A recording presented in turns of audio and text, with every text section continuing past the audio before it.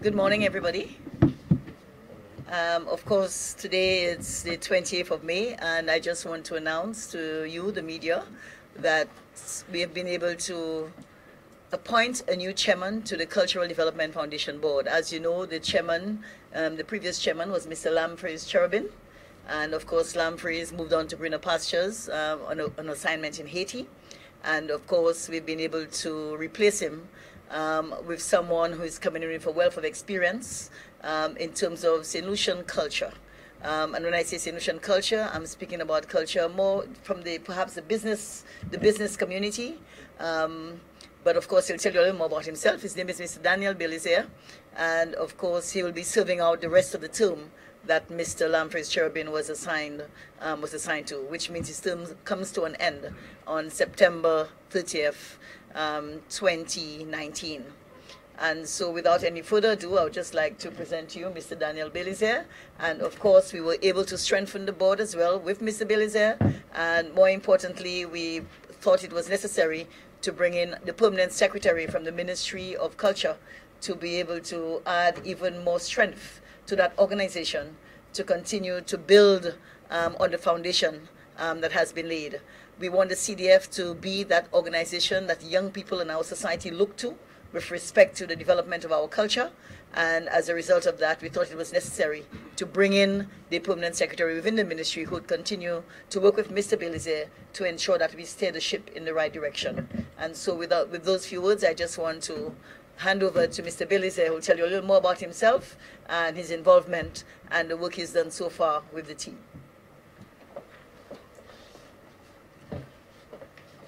Thank you, Madam Minister. First of all, let me just express my sincere joy for being here today and be honored, and I'm extremely honored for being appointed the chairperson of the CDF. This is a huge task ahead of me. I look forward to it, and I've met with the board. We had our first meeting last week. I've met with some of the staff. I plan to meet with the rest of the staff and many of our stakeholders to get a better understanding of the workings within the CDF.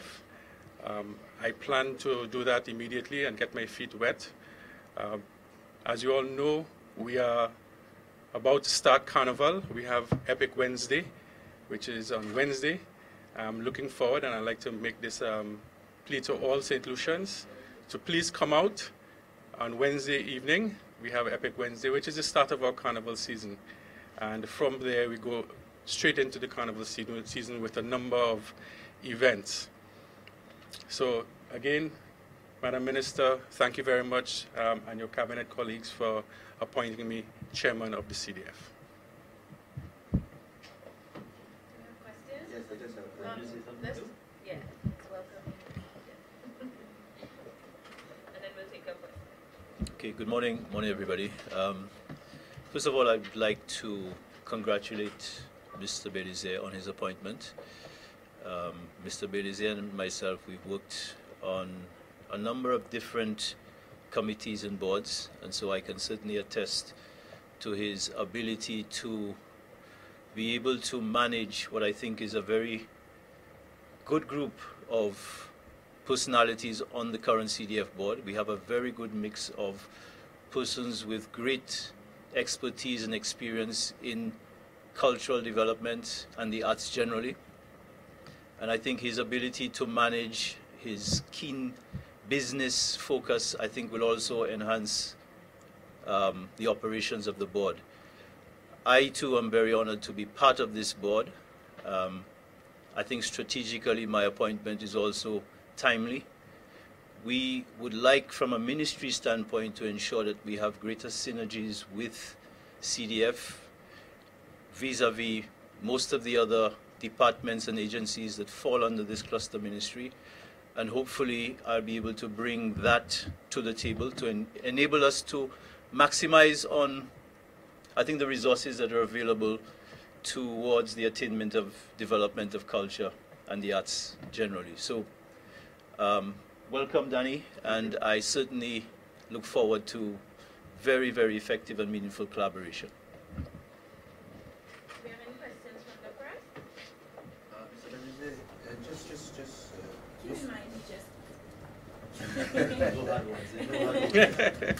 Still getting my feet wet. You said it's a big task ahead of you. Are you suggesting then that you recognize in your short time you met with the board, you said, am I to assume that you recognize deficiencies and areas of weakness that you really have to strengthen? Hence your reason you said it's a big task ahead. Well, anything that I take on with everything that I have. This, from outside looking in over the years, I did see some areas that perhaps maybe we could have had some improvements on. In speaking with the board, as you've indicated, and even some of the team members of CDF, there appears to be some areas that they would like to see some improvements in. So again, it's my responsibility as a chair to guide the board, which sort of formulates the policies within the CDF, which assists the ministry in the policy making. And you will see some of it over the carnival period, some improvements that we definitely needed, especially during carnival. We have a number of exciting programs leading all the way up to as far as independence next year. You know, next year we celebrate our 40th independence.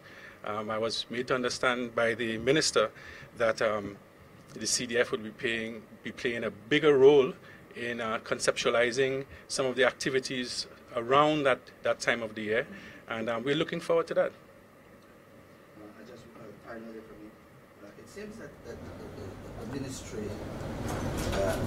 is not letting the board handle things by itself, because I mean the PS will be part of this whole thing. It seems to me there's a stick hanging over your head there. No, the ministry can't move if the ministry doesn't say A, B, or C. no, You want me to answer?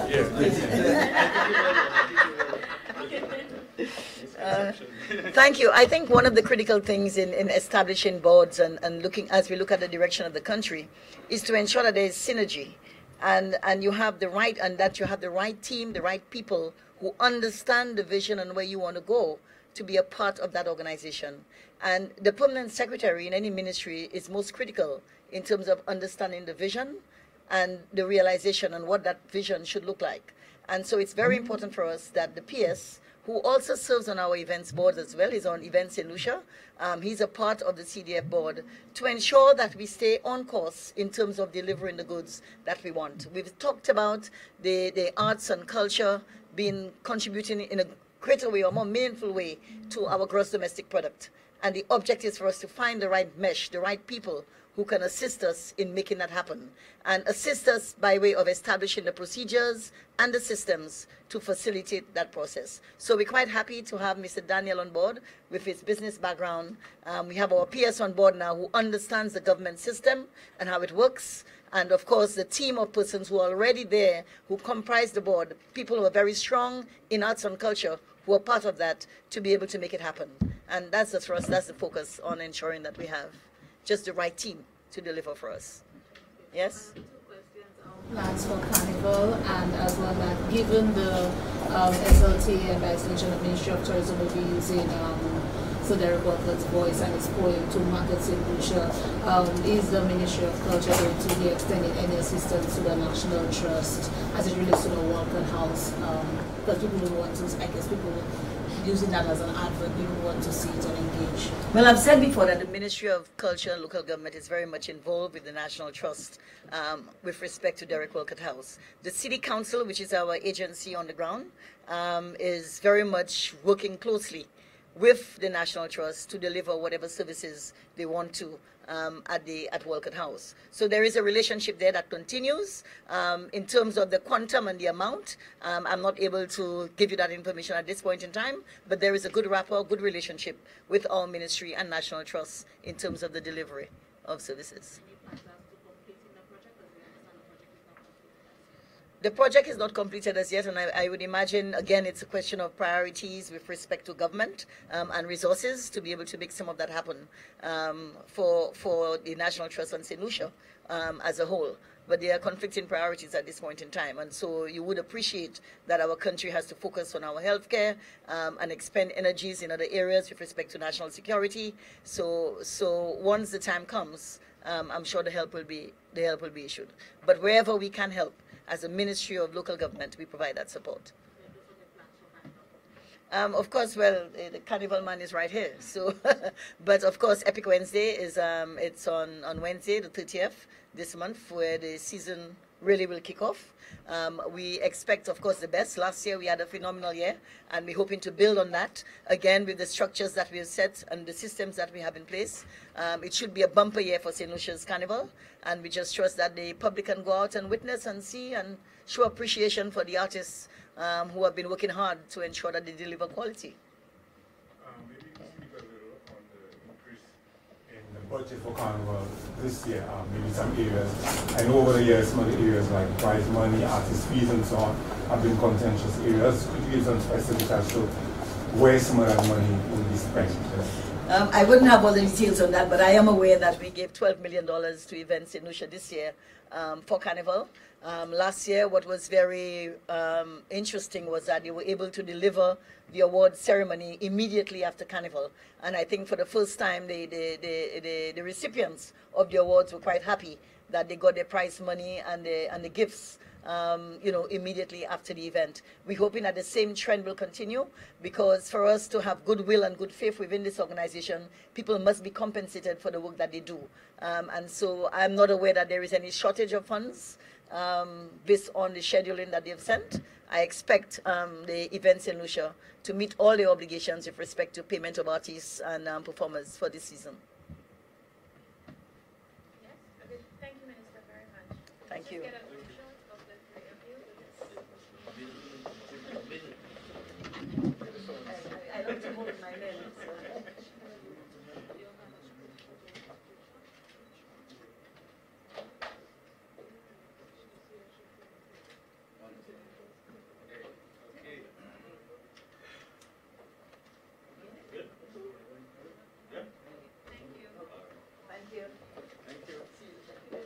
Before you leave, I want one kiss.